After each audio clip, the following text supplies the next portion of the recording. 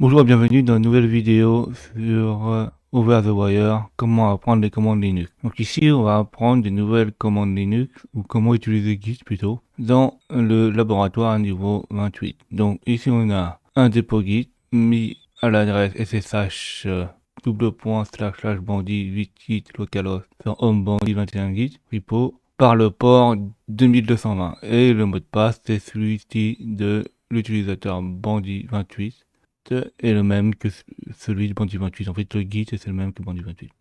Donc, la première chose qu'on va faire, c'est qu'on va se connecter sur Bandit 28 grâce au protocole SSH. Donc, on fait ceci. On prend le mot de passe. Puis là, on va faire la même procédure que sur Bandit 27. Donc, ça, on a déjà appris. Hein. On sait que le répertoire home n'est pas disponible en écriture. Donc, on va dans le répertoire temporaire. On fait un champ directory sur TMP. On crée un pop répertoire avec le nom qu'on veut. Par exemple, moi, j'ai mis moi. On va dans le répertoire. Là, on va cloner le dépôt. Donc ça, on avait appris avant que c'était git, c'était clone. On met la bonne adresse. Et là, on va changer le port. Donc comme le port, on l'avait fait la dernière fois, fait après localhost, on met deux petits points, 2220. On fait entrer. Là, il nous demande est-ce qu'on continue à connecter parce qu'il n'arrive pas à établir la signature. On fait yes. Là, il va nous demander le mot de passe. Donc, on prend le mot de passe de Banduit 28. On fait copier. On colle le mot de passe. On fait entrer. Et là, on voit qu'il a cloné notre dépôt. Donc là, on va regarder où se trouve le dépôt. Donc, on liste. On fait ls. Là, on voit que le repo s'appelle repo. Donc, on va dans repo. On fait cd repo. Et là, on regarde les fichiers qu'il y a. Donc là, il y a un fichier qui s'appelle readme.md. Donc, on regarde ce qu'il y a à l'intérieur avec un 4. Donc, on fait 4 readme.md. Et là, on voit qu'il n'y a rien. Donc, qu'est-ce qu'on peut faire avec un repo? C'est ça qu'il faut poser la question. Bah, la question, en fait, c'est qu'on peut faire des modifications. Et qu'est-ce qui se passe? Bah, en fait, à chaque fois qu'on fait une modification, les modifications sont ajoutées au fur et à mesure. En fait, on a toujours les traces des modifications. Donc regardons ce qu'on peut faire dans la documentation de Git. Donc on fait man Git.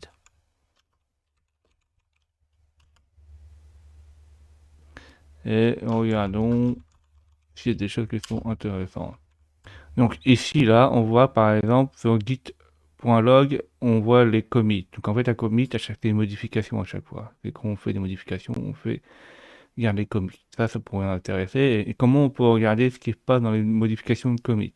Et ben, en regardant dans gitlog, dans les commits, en fait, il y a des objets. Donc là, par exemple, on fait git, il y a l'option show, on peut voir différents types d'objets. Donc faisons ceci. Donc au début, on va faire un git.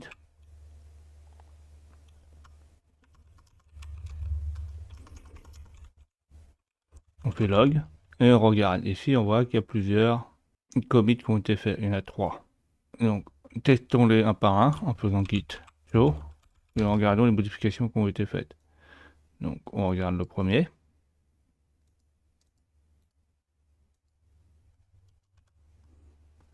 Donc, sur le premier, on voit qu'il y a un nouveau fichier qui a été fait. Il y a des choses qui ont été ajoutées. Et on voit qu'il y a username et password qui ont été mis. Mais bon, il n'y a rien d'intéressant pour nous.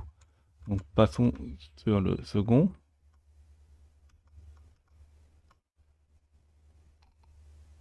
Donc le second, parce que là, le premier, le second, on voit que c'est le même numéro de nom de commit, donc c'est le même. Donc passons celui qui commence par AB.